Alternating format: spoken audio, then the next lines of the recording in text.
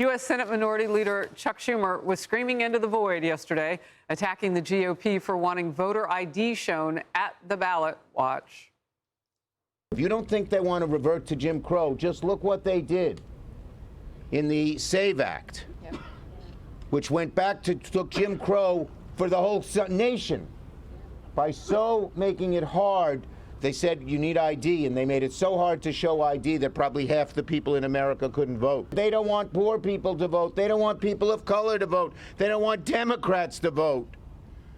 They don't believe in democracy. We do. Okay, I love the fact that Martha was yelling at him the whole time. Yelling.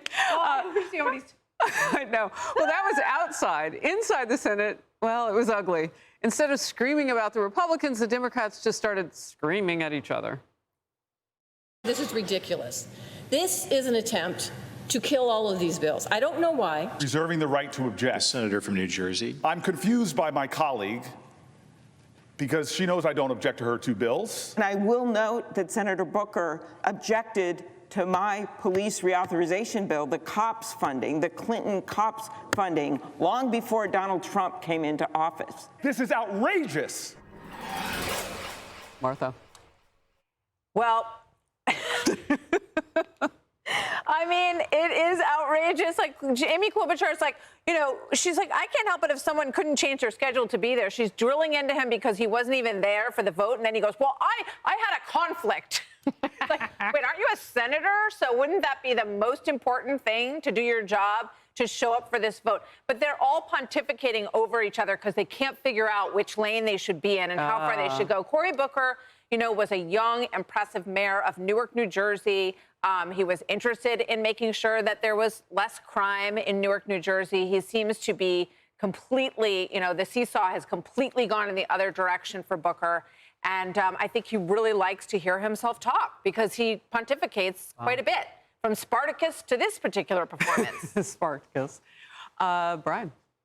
Couple of things. He didn't show up for the committee meetings. He's actually insulting Senator Masto and Senator Klobuchar. So this is an internal fight they're having publicly, and I don't even realize he should realize how embarrassed he should be because he's standing up against the police, against a bill that both sides agreed on. As Senator Klobuchar says, he's usually gassed. She's like, have you read what you're debating? Do you understand what you're mad at? You know why? Because he got so much, in his mind, positive publicity for that marathon speech he gave. He thinks that's the way that every Democrat should act, when I think it's obvious what Governor Whitmer had it right. Governor Whitmer said, we're going to pick our spots to work with Trump when we agree.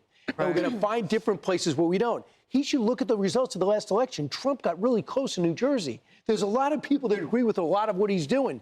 Yep. Pick your spots. Right now, it's a dial tone because you yell every day, all the time. Yeah. Emily. Yeah, so, and the background of this, and I think it's actually interesting. So Cory Booker he is alleging that his fellow Democrats are complicit with Trump because he says that Trump has now withheld funding from certain Democrat states. So he's saying none of your bills should pass that will result in funding for your cities and states because not all of us are getting this money. And that's when Amy Klobuchar was like, that's funny because you resisted my bill even before Trump entered the scene and you couldn't be bothered to show up when the original committee was voting on it. But I think it's really telling because it's like the fable of the dog sitting on the hay, not allowing the cow to eat it because out of spite. So he's saying, we will deny the American people their due funding. We will deny our constituents the mandate that the president is delivering on and that we as a Senate body are delivering on simply because these other guys haven't been constitutional, haven't obeyed the law of the land, and therefore aren't getting their funding. So it's telling to me that as he seeks likes and dopamine over legislation, and he seeks serving his followers over serving constituents, to me, that's the fracture of the Democrat Party. So I'll be interested to see what leadership does with these Instagram politicians and those that are too hell-bent on making a statement about Trump rather than actually serving their constituents. I love the dopamine line. It is. It's like a drug addiction that they have to, well, can we cuss a lot? Can we not find our way, but then blame each other? And, oh, by the way, try to get a lot of likes, as Emily said. Yeah, she's absolutely right. They want the sugar rush.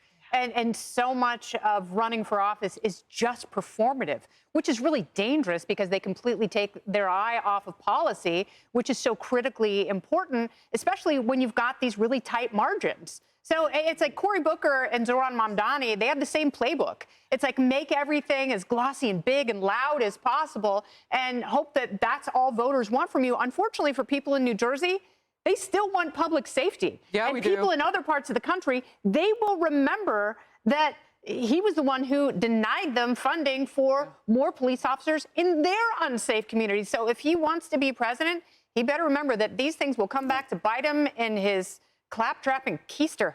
Ooh, gosh. I was going to say something about Biden and all there, but that's just leave on keister.